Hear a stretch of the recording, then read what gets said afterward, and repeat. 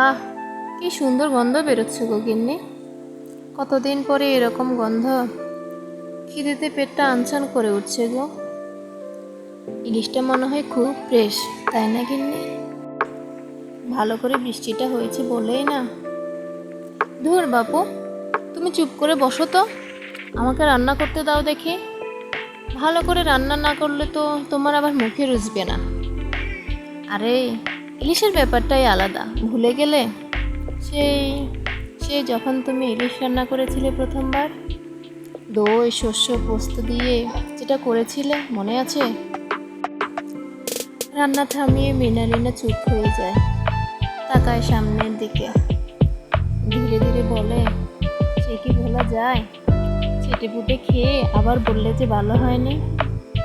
আরে, ওইভাবে করলে ইলিশের স্বাদ গন্ধ সব চলে যায় তো। আর আমি তোমাকে শিখাইনি?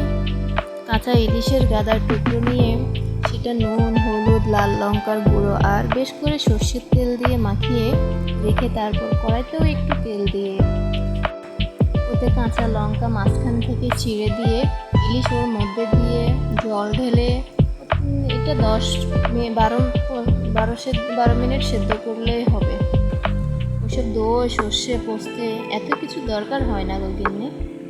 আর তুমিই বলো, কীরকম টেস্ট হয়? সে কি স্বাদ! আহা হা, মুখে লেগে আছে গো গিন্নি। আমার থেকেও তো তুমি অনেক ভালো করতে, মনে আছে? ওকারও খুব পছন্দের ছিল ওই ইলি।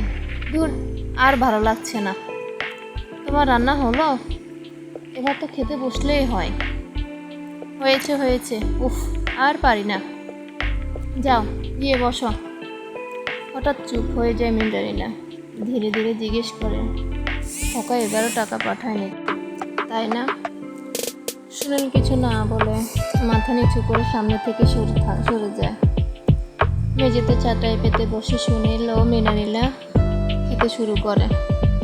থালায় রাখা আলু সেদ্ধ ডাল আর ভাত, পাশের বাড়ি থেকে ভেসে আসছে ইলিশের মন মাতানো গন্ধ।